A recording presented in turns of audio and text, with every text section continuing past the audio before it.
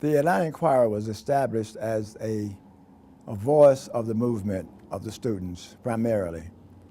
And it was established because the Atlanta Daily World, edited by and owned by Mr. C.A. Scott, was on the other side of the issue of integration or desegregation.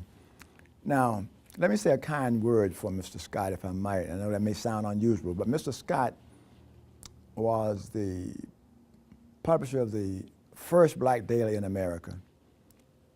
He relied very heavily on advertising from white merchants. And I think he wasn't sure that this was going to win, but he was most sure that his bottom line was going to be impacted if he lost those ads.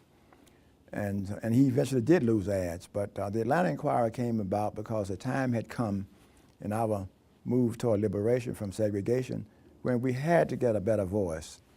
But in order to get that voice, you had to be able to communicate with the masses.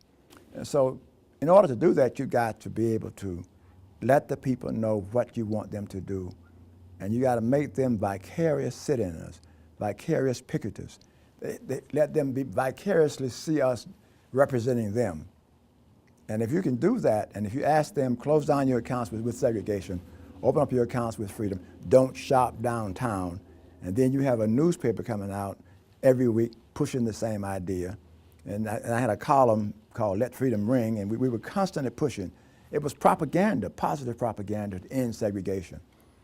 And so therefore, by December 30th, 1960, I learned here lately that Richard's department store lost $10 million. That's a lot of money by anybody's standard.